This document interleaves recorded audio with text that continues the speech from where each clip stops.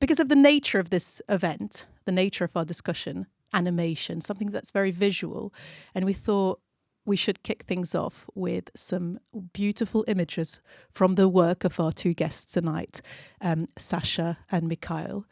Give them a big round of applause. Thank you very much. I'll do a proper intro afterwards, but they will serve as a little trailer before we start the discussion.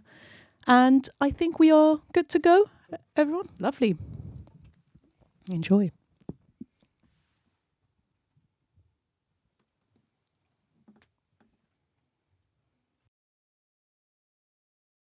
You want to touch me, sweetheart? That make you happy?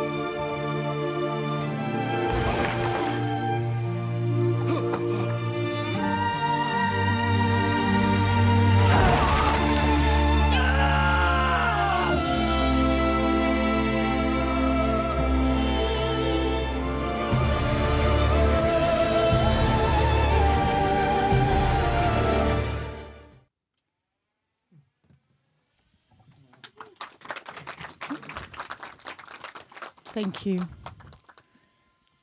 Thanks very much.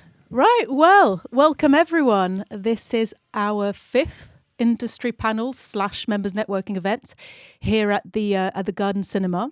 As you know, every time we select a theme that we think might be of interest to our members and then invite 2 professionals in their field to come and talk about their work and this particular theme in general. So tonight we're talking about animation. I think a few of you have expressed an interest in that field, and as it so happens, out of sheer coincidence, Michaël came to watch a film here at the Garden Cinema, and a colleague recognised him, and he very kindly agreed to step in tonight.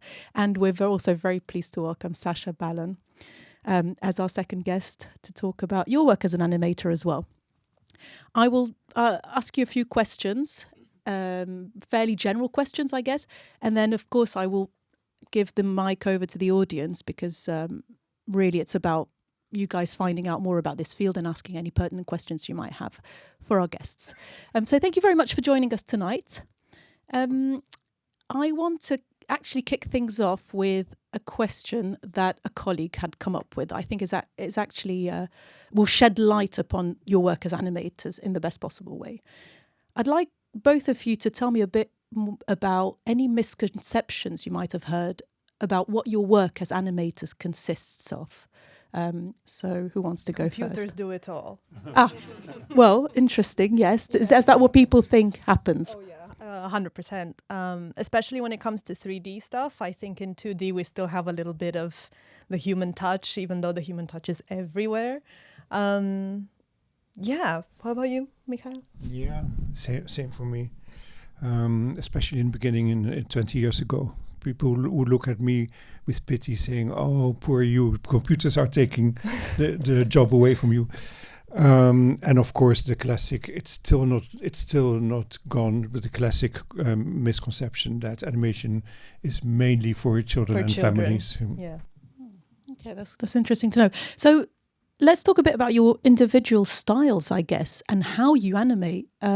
So Sasha, for example, you said computers don't actually are not that much a part of your animation work you do. So how do you work? It's the tool, the pencil doesn't do the drawing. I use the pencil to do the drawing. I use the computer to do the drawing. And more recently, there's been great innovations in tablets. So in my work at home and at studios, I've used the Wacom tablet and software such as TV Paint and others, which have become really, really good at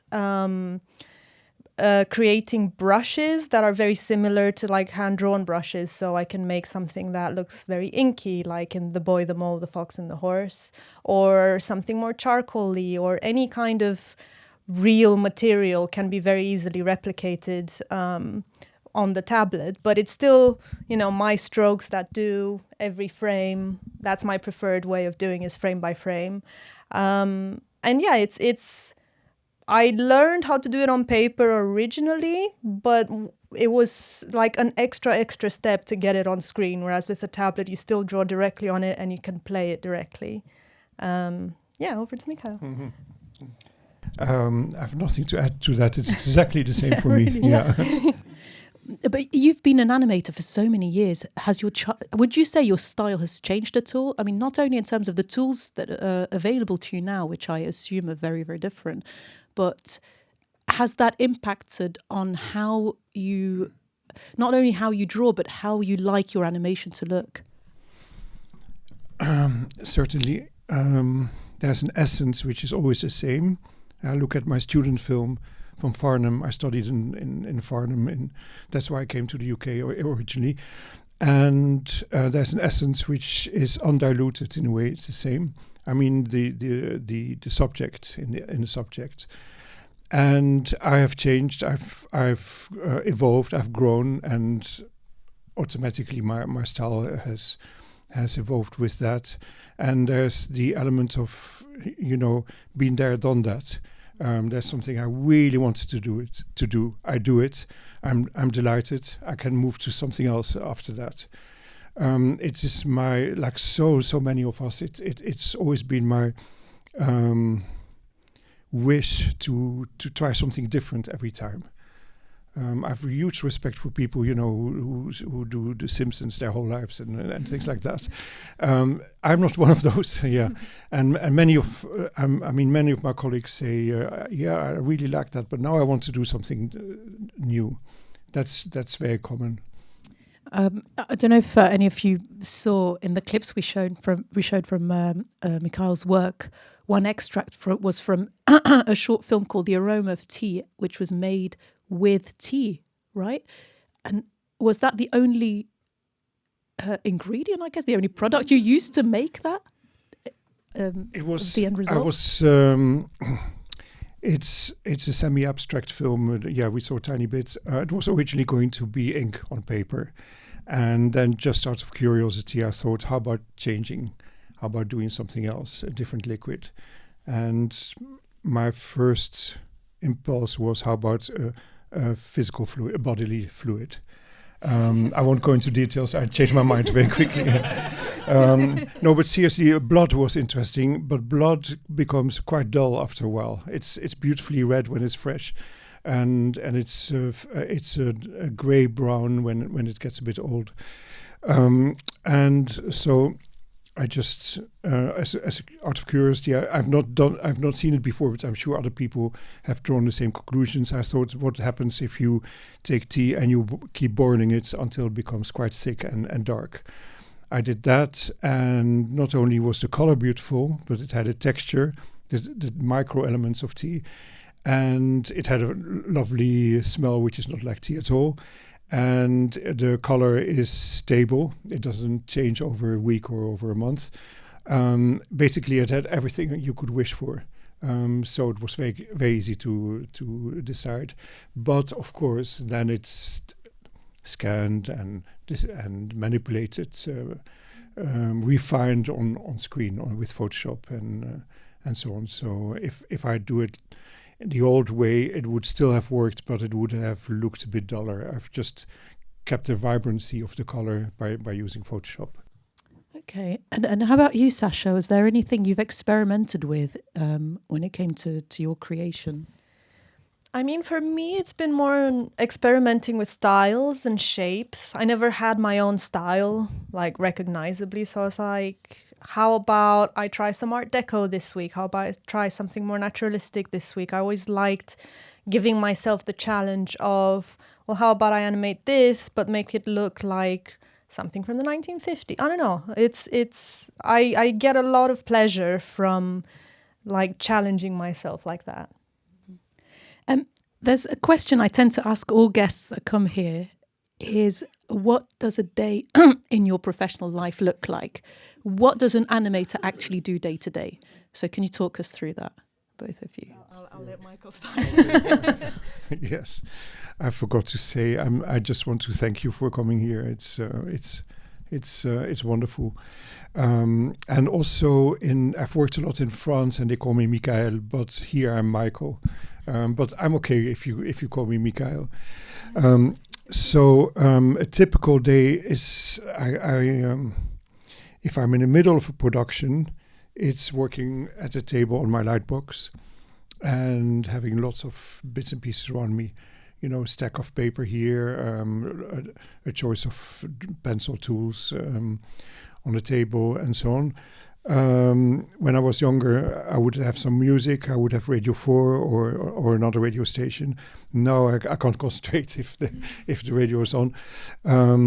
And it hasn't. And the lights should be under control. I can't work in lovely streaming sunlight streaming through the window. It interferes with the clarity of what I see on a light box. That has been like that for decades, and when I work with the team, we would sit in the same way, all together in the same room. The changeover from drawing on paper to drawing on Cintiq or a tablet is now the standard. And I've got Cintiq, I've got a tablet. I still have very, very strong love for paper. So my initial impulse is always on paper. The storyboard is on paper, and sketches and so on, because it's intuitive for me. And it's by far the finest tool. A pencil or a brush is by far finer. But then, as you mentioned, TV Paint programs like that are absolutely wonderful in the next phase, to animate, to make changes, to polish, to delegate to other people, etc. So I'm totally convinced. The feature film The Red Turtle was originally planned on paper. It was just a transition period in around 2010-11. And then we realized, hang on, it's too expensive to use a lightbox. We have to try TV Paint, and you know, if instead of sending scenes by FedEx to other animators who work away from the studio. That's costly. It's slow. TV Paint is instant. It's faster, etc. So TV Paint is, in case you don't know, it's animation software. That we're not sponsored by. Yeah, we're not sponsoring. And no, of course there are others, but so far it's my favorite.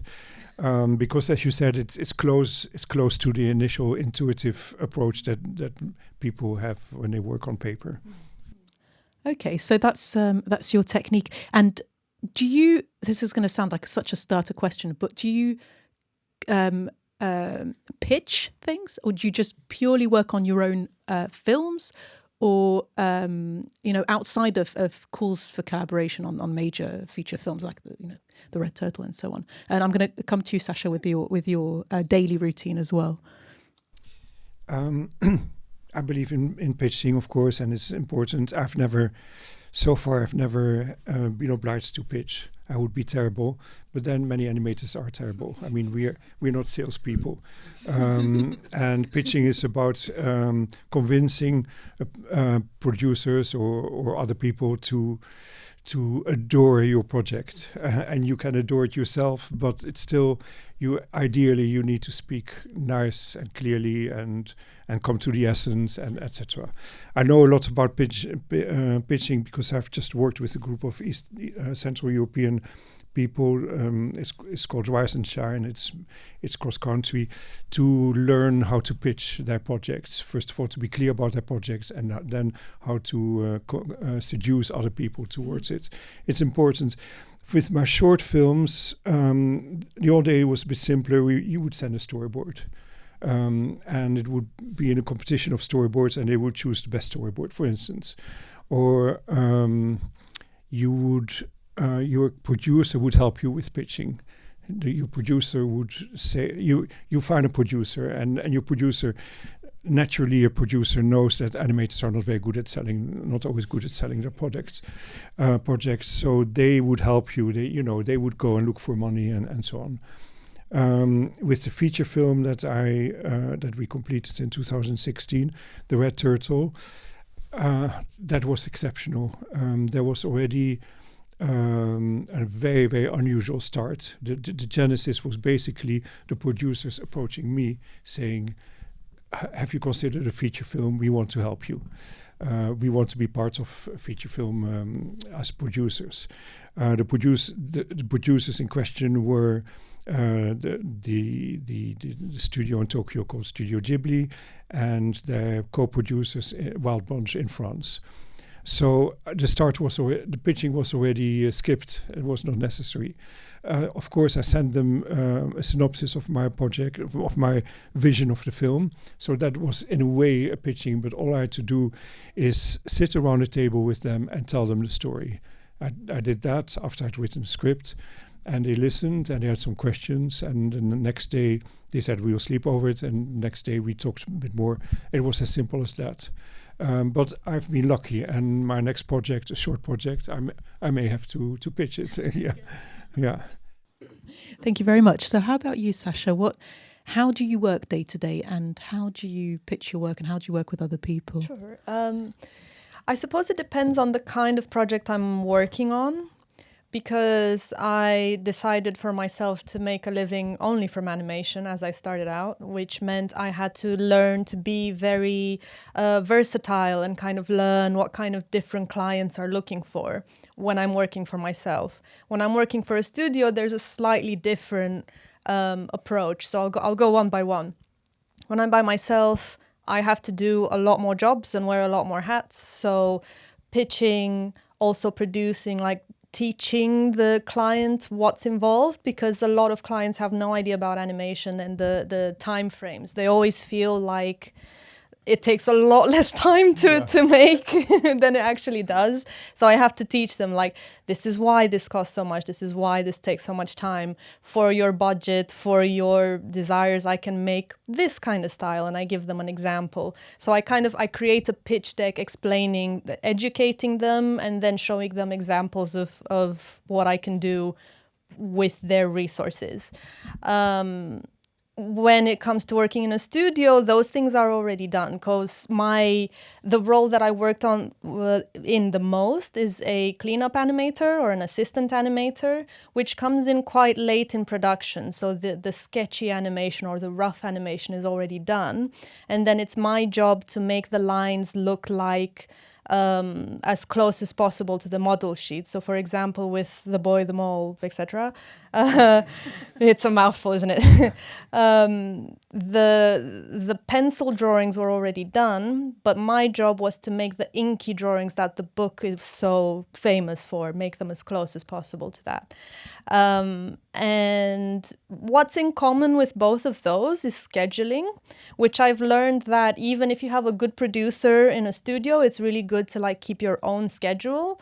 So for example, I work from the deadline backwards. So let's say the deadline is in a month and I need to make this many shots in a month. That means that many days per shot, and make my life a little bit easier because I can't keep all of that information in my brain. So as boring as it sounds, an Excel spreadsheet with like how many frames I make per day, how many people, how many assistants I'm assigned or I'm part of a group.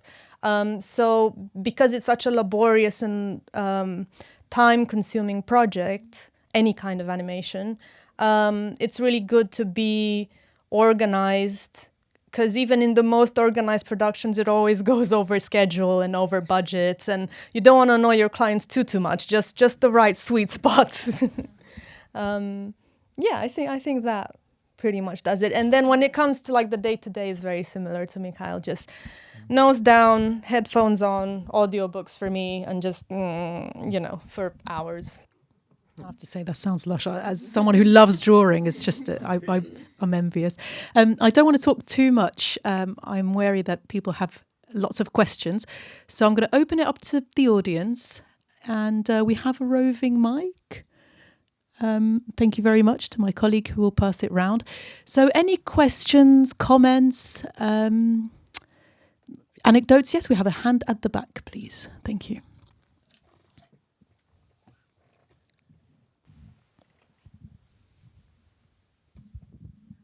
Hello, Sasha. Hi. It's nice to see you here. I love your film a lot. And I have a question about the technique. Sure. Is that a 3D film or a 2D film? The fox one?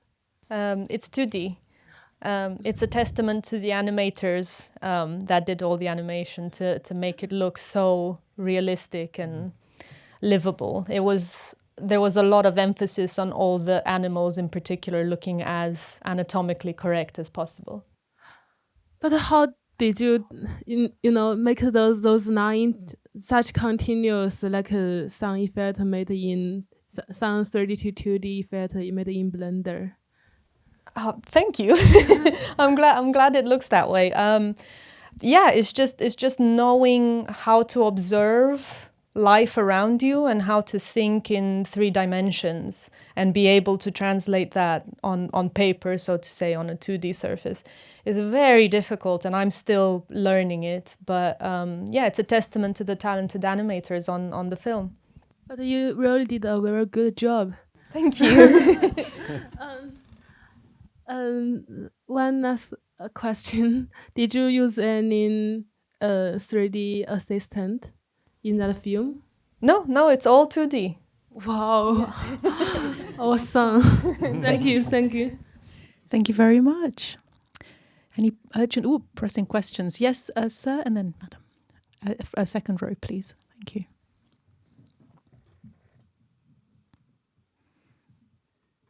Michael, you talked a little bit about pitching an idea, but I assume that even when the pitch is being picked up, there's still a dialogue between like the artistic vision of the creators versus the commercial vision of the producers. Can you talk to us about the collaboration and the conflicts that might come from that? Yeah, thank you. It's a huge question. It's a very fine line. I've got I'm both an artist and a commercial artist, and an entertainer, so I don't have a problem with considering the commercial aspect of my work. Depends, a short film is not commercial. It never is. And in short film, in a way, you can do what you want because people will see it through. With a feature, you have to think differently. But I like short films that are not for a tiny, tiny elite, but that are a bit more flexible. So in that sense, if a producer says to me, for instance, I like this, but I'm not sure about that, I will listen, and definitely with feature film. But with my short films so far, I've had a very, very clear vision. So I never had to compromise on that, on those visions of those short films. And I think I will continue because I would find it very difficult if producers say, I love it, but can you change the ending? Usually it's the ending which is almost like the main reason why I make the film. It's a very fine line, yeah. I don't have a clear answer to that. With the feature film we did, which was my idea, my script, my storyboard, and of course my direction, and a lot of design is also influenced by my original designs. That was very sensitive because at some point when we were well advanced and I was looking for the right music, one of my French producers called Pascal Costeux, he took me aside and he said, we are worried that your film will be too strange. There's a saturation of animated feature films coming out in France. We were working in France, coming out in France every year. If a film doesn't stand out, it will disappear within a week or 2 weeks because cinemas have to take the next film. And we are a bit worried about that because you have chosen music which is too experimental. And I listened to him and he said, we should change composer. And I said, okay, I hear you. And we chose another composer and I adore his music, the new composer. It's more audience friendly, it's more commercial if you want to. And that's probably the biggest, let's call it compromise that I made, where I changed my mind because I like the more original experimental music. In other ways, producers have proposed things to me which I really didn't feel were right for the film. One producer, I don't know if you've seen The Red Turtle, but they're little crabs. And one producer said, how about having a song with little crabs? And they danced to the song and so on. He wanted to have a more entertaining musical style of film. And maybe the film would have sold better if I'd listened to him. So in that sense, I totally understand why he asked me. I really didn't see that working with what I wanted to celebrate in the film. So I said, okay, I'll think about it. And of course, I never used this idea. But it so depends because you have producer films, especially Californian films are producers' films. If they're not happy with the director, they say, okay, we take another director instead. Whereas our feature film, The Red Turtle, was an auteur film, was director's film. My Japanese producers believe in that. They work like that themselves, and the French producers too. So what does it mean? The director has the final say. The director can say, I'll hear what you say, but no, I don't want to do that. The advantage of that is that director can have an artistic vision which is strong enough to make the film really special. The disadvantage of that is that the director may be too stubborn to see that there are serious weaknesses in the film and may insist on keeping those weaknesses, and the director, he or she, has the right to do that, and the film has some major weaknesses. So it's vulnerable to make a director's film. I would not have made a producer's film. I've worked on Disney films. I've worked on Beauty and the Beast as a storyboarder. I've worked a little bit on Fantasia 2000. It's very, very different atmosphere. Very, very different. And I feel like a tiny wheel in a huge machine. It's very industrial. I respect them a lot. Producer films can be very, very strong films. But, they have test audiences. They show the work in progress to to a specially chosen audience, and they take notes of how the people react to that. And that works. That makes the film more accessible when it's finished. That's not an auteur film.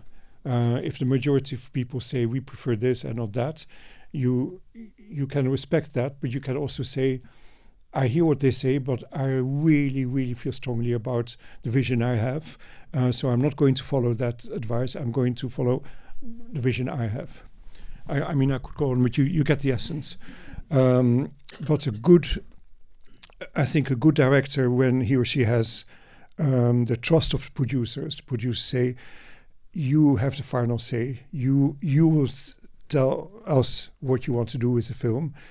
The role of a good director is also to listen to feedback, of course, from the producers, from the colleagues, from family members, from friends, because no one is intelligent enough to be really skilled at all the aspects of filmmaking. It's too complex. I mean, obviously, you can have some skill, but it's worth listening to other people who have more. For instance, I'll give you an example. I've always done my own editing, very clear on that. You do it in the animatic. I had very clear ideas of editing already as a student. I'm good at it. And when I started feature film, I felt like confident that I'll take care of the edit. Then I had an editor helping me with the story writing, which was great, Céline Kelly-Pikis from France. And she made some suggestions, and I said, no, I'm fine, don't worry.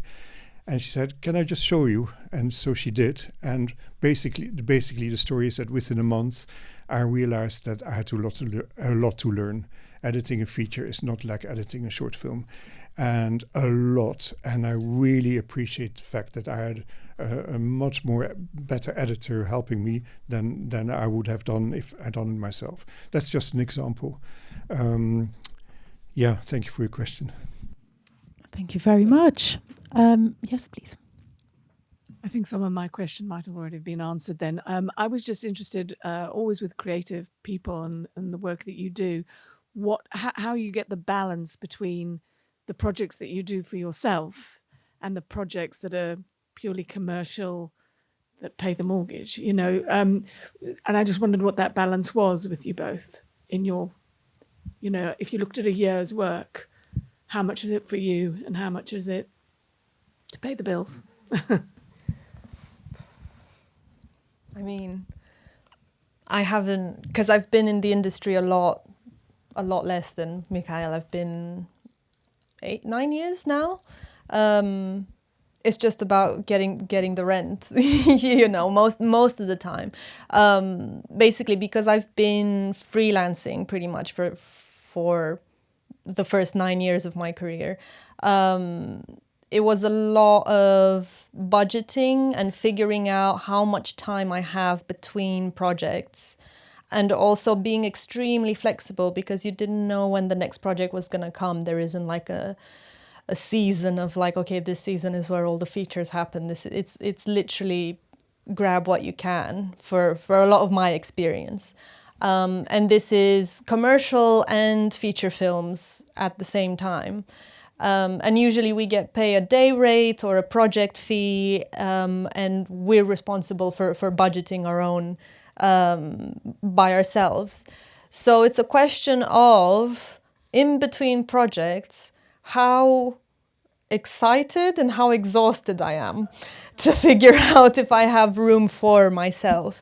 There were lots of times where I was so sick of animating that I would just take another hobby like macrame or pottery or something. It was still doing something with my hands, but just slightly different to work another part of my brain. It's my New Year's resolution to do more personal projects, so I'll get back to you on that as it goes. Yeah, I recognize myself totally in that. I need to be creative. So if I can't, while working on a more commercial project, if I can't feel fulfilled, I find other ways of fulfilling myself. Illustrating, anything like carpentry, gardening, redecorating the home, anything. But basically I'm an illustrator, animator, so I like drawing a lot and painting. I did a lot of commercials early in my career, a lot. And there I just surrender. The advertising agency decides on a story, on the basic story, and they, of course, they have. It's about selling a project. Otherwise, the commercial doesn't a product. Otherwise, the commercial doesn't exist. So I totally accept that, and I'm not going to enter in conflict with that. And this was in the 80s, and there were a lot of very creative commercials in UK, in London. So I felt relatively fulfilled because there was a lot of invention going on and exploration going on, and the budgets were good, and we had long schedules, 3 months to do a commercial, for instance. And the real satisfaction came from learning. I learned a lot from that. I learned from listening to the advertising agencies also, how did they see my work? How did they interpret my work? So I had no conflict with my personal, the artist in me, and and the professional who needs to earn an income and who needs to learn the trade, also the craft. Then after 10, 15 years, I felt restless. There's a storyteller in me, and it couldn't blossom. So then I tried to make short films, and producers were not interested. I went to the National Film Board in Canada. Are you interested? Not really. And then I nearly decided to leave the profession. I thought, I don't want to be purely commercial animator for the rest of my life. There was one surprising letter from a French studio for L'Image in the southeast of France, saying, we're looking for artists in residence, send in your storyboard, and there are a few rules, like the length of the film and so on. Send in your storyboard and we'll choose the best one, and you get 6 months to make your film. I thought, okay, I'll give this one a try. And I created storyboards which really came from what I would call my deepest points. Totally very personal, poetic, spiritual. And I thought, if this works, then there's a door that could open. If this doesn't work, I either have to leave my profession or accept the fact that I'll do commercial animation, which is fine in a way, but anyway, it worked. I made a film, it's called Monk and the Fish. You saw a few seconds. And I was already training for a different profession, literally. So I decided, okay, let's take step by step. I'll make one more short film, etc., etc. And so far, so good. There's never really a total clarity of when am I too commercial or when am I too obscure with my work. So I'm always questioning it, always. It's alive. It's not unnecessarily unpleasant because I'm happy with the results I've had so far. But it's not, I don't know very clearly what my exploration is telling me. It's always alive, it's always new, which is nice, and it's also very insecure, of course. You also know that you may have a very dry period in your creativity, which can last for a day or a week, which is okay. But if it's lasts longer, you may question if you will ever be creative again. That's really unpleasant. And many creative people know this. So it's very insecure and unpredictable. And yes, I had serious worries about my income and the mortgage, as you could call it. I had children, they've left home now. So yeah, that was challenging. Very challenging at times. And very, very, very whole years with very little income. Compensated by some years where I had a damn good commercial, really paid, well paid, and I had some savings again to keep for drier periods. I had a very quick question, and then I'll pass the mic on to you. To bounce off that, can it happen that you work full time as an animator in-house with a studio? Because we've talked a lot about being self-employed, but does that exist? Very rarely. Very rarely. I mean, my experience has been only in London, and it's usually the more seniors that have been there already since the studio started. I can say from one studio, there would be about 10 full-timers, and then depending on what projects they'd need, they'd hire up to 50 freelancers. And it's how it goes. They kind of keep the full-timers and the seniors for pitching and getting the project off the ground, and then when they need the manpower, they hire the manpower. They're never leaving those jobs, basically. once I you hope get your they teeth not, in there, yeah. that's it. Thank you very much. Yes, we had a question, sorry, at there, and then I'll come to you. Thank you.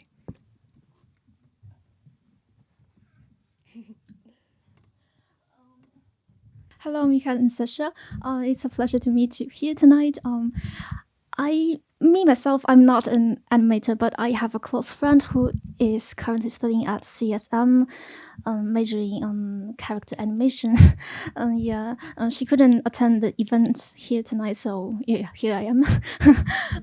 But I'm really personally very curious about something, so I really wanted to ask you, from a friend's point of view. I talk to my friends a lot, and I could see that she, as a beginner as a young animator, she's very confused recently about how she could enter the industry. I'm wondering, could you please share some of your stories about your early stage of the career, like 1 or 2 key moments, like how did you face, what kind of problems have you faced, and how have you tackled with them? And could you please give some advice for the young animators? Thank you so much. Who wants to go first? Meet a lot of people. Talk to everyone. Someone somewhere is going to want your animation. You'll convince them. Never give up. Persevere. As hungry as you are, as frustrated as you are, if you want to do this, you have to do this, even when you're hungry, even when you need a second job to just pay the rent. And keep talking to people, either if you're shy, like I was in the beginning, LinkedIn helps a lot. It's helped a lot in the artistic community, like connecting to producers at different studios and saying, hey, I really like your work. I'd be interested in working with you. Here's what I've done so far. Let me know if this is similar to what you're looking for. And eventually, like once you've done a lot of that, like I think my first year of my career was a lot of that, a lot of even knocking on studio doors and being like, hi, I'm a recent graduate and I like your stuff and here's my stuff and okay. And, maybe 1 in 10 worked, but that one meant the first step. Then you're in a studio, then you've got 20 people to talk and exchange contacts. And keep a spreadsheet of those contacts because you never know who's going to want to work with you again, especially if all the animators I've ever known are like the loveliest people to work with, because it's such a small industry. You have to be friendly, you have to be nice to each other, you have to help each other out. In my almost 10 years of experience, I've only gotten 2 jobs off of job sites. Everything else I got through people I knew, through like going to events like this and talking to people, exchanging Instagram numbers, going to the pub with the right person, a housemate being there at the right time. So just don't be afraid of saying, this is what I really like to do and I really want to pursue this. Here's my stuff. And don't be too pushy. Just kind of plant that idea in people's minds and eventually it will work out, Yeah. I see you nodding along. Would you agree with that, even throughout the years, same advice? It sounds very familiar. Get a good portfolio, of course, or a website. Not too much information, just very, very good selection of the best things that your friend can do. It helps to go to festivals because they, like you say, you have to keep in contact with the colleagues and friends. And for instance, now there's a good one in Manchester. There's several in the UK, of course, and in Ireland. The biggest one is Annecy, Festival in Annecy in France. But basically, every European country has at least one and usually more 3 or 4 festivals. So the big festivals are good, the small festivals are good. And in my case, looking at fresh students and looking at myself, looking at my colleagues, some students leave animation course thinking that they are fully qualified directors. They're not. They're not. There's still a lot to learn. Or fully qualified animators. They're not. There's still a lot to learn. So the attitude of I'm always learning. I'm always open. Okay, it's not the nicest project of the in the world, but it will give me some income, and I'll learn from it, etc. So to be flexible in the kind of work that's available for freelancers. I've been freelancer all my life, except for the few relatively brief moments I've worked for Disney when I was officially employed, and I've survived from that so far. Thank you very much. We had a question. Yes, gentleman, and then I'll pass it on to you. Oh, sorry. Okay, I can't see. It's like the void of the.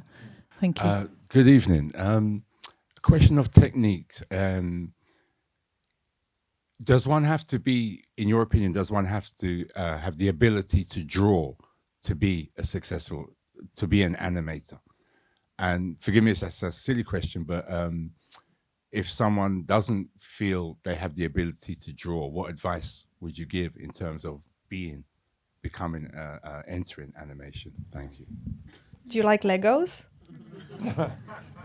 Because that's like the easiest way you can animate if you don't know how to draw, is you get some Lego figures and you get a camera even on your phone. There's plenty of stop motion apps, or you just take a lot of pictures in sequence and then you play them all.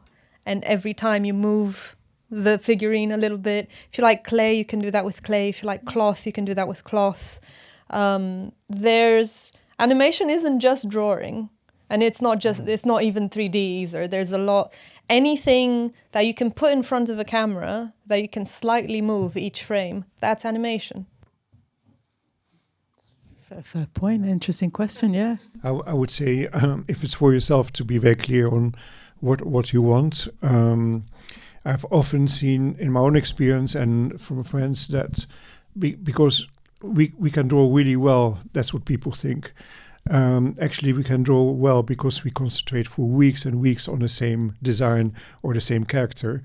And when you compare our early drawings on that project and the drawings even a week later, but often like a month or 2 months later, we often are amazed how much we have learned. So in other words, we can draw well only because we draw and we draw and we draw and we draw. And you see some films the drawing style is very basic, very simple, but the person who makes the film has such a nice feeling for timing or humor or quirkiness or whatever, that will carry the film, that will make the film really strong. You don't have to be an amazing artist. Yeah, that's a good point. You've got animations with stick figures in, and it works just fine. 2 more questions. Okay. Actually, I had 2 questions that kind of both been covered with the last 2 questions, but I think elaborating a little bit on the challenges that you both talked about the challenges you had, and you said, Sasha, that you set yourself some challenges as well. I was going to ask actually a bit about working maybe in other disciplines of animation outside of illustration or whatever, if that's something you do, what your reflections of that are, particularly in stop motion, if that's something you have challenged yourself with, or if you have any kind of reflection. So you mean different styles, or as a challenge to yourself that you mentioned there, or just really what your reflections of the difference between the two, or between 2 specific types of animation, stop motion as you mentioned there, and illustration perhaps, and how you find it particularly working in. I think it's like using different parts of your brain. So, for example, in my current job, I do a lot more illustration. And I forgot how animating felt. And then when I went back and I was like tickling that right part of my brain, like, right. So it's literally, I see it as living in different parts of my brain, all the different artworks that I do. And when it comes to challenges, it's like being very self-aware and thinking, well, I focused a lot over here. What else is there in this other direction that maybe I'm kind of scared of or not so confident in. Like, let's try that. It is a bit of a trust exercise with yourself and kind of believing in yourself to do something that you're not familiar with, just to flex your brain in different directions. Do you have any yourself there, Michael, as well? Yes, I seriously believe, I have no proof, but I seriously believe that it affects different parts of the brain as well. Even using different tools affect different parts of the brain.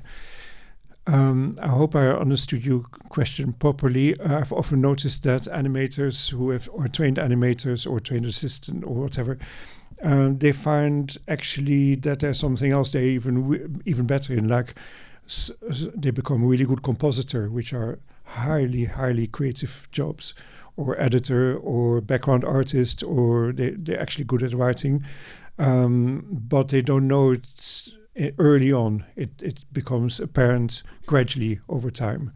You see the same in the music industry. Some of the most famous singers in bands were not originally singers. they had to stand in for a moment and so on. So I look at that a lot. I for instance, for me personally, I enjoy animating, but doing backgrounds, creating universes with a background is by far what I enjoy most. And that's why I'm also illustrated books, because I enjoy doing that. Thank you very much. We can squeeze in one last question, and it was, we had a hand there. And again, we can carry on this conversation in the bar, so don't worry if you've not managed to ask what that burning question you had. Thank you. And yeah, actually, I have many questions, but now as a recent graduate, I really wonder, like from one moment you start realize your works doesn't look like a student work anymore. I still think like it does. You're always learning. You never stop learning, and that's the. It's not like you finished uni and that's it. Your education is complete. Your art is complete. It's every day you learn something. Every day you change as a person and you grow, and that is reflected in your art. And I don't know about you, Michael, but I'm my own worst self-critic, so it's always gonna look not like I wanted it in my head, and there's always something wrong. And you know, the few moments where it's like, yes, I like this, I stop myself and I tell myself again, I like this. This is. Yeah, the same for me. Yeah, most of us are perfectionists. Extreme perfectionists, and I would say perfectionism is our ally. It's really good for the quality of the work. I really respect my perfectionist side, but perfectionism is hard and pitiless, and can make you ill, and in some very specific examples give you a heart attack. So the perfectionism uses damn well, but apply some self-compassion at the same time, where you just have to relax and say, you know, you've actually done a really nice job, and you know if you work until 2 o'clock in the morning instead of 11 o'clock at night, your drawing would look even better, but you also deserve some sleep. You know, that kind of attitude. Thank you so much. Thank you. That's a nice note to end it on. Again, I invite you all to gather in the bar, have a drink. It's all very informal. Chat with Sasha and Michael, who very kindly joined us this evening. Big round of applause for both of them. Thank you very much. A huge thank you to you, to our members. We welcome suggestions, any comments you have about these networking events. If you'd like us to try and focus on a specific theme or invite specific guests, please do send an email and we'll try our best to make that happen. I just want to flag before we go that you have a chance to catch The Red Turtle here at the cinema. It will be this week's film for the family, and it will be screened at 11 o'clock both on Saturday and Sunday. And these screenings are to encourage people to come with their children and so on, so they're pay what you can. And they've been hugely popular. So we invite you to join us this weekend as well. Thank you very much, everyone. And without further ado, I invite you to join us in the bar for a drink. Have a lovely evening.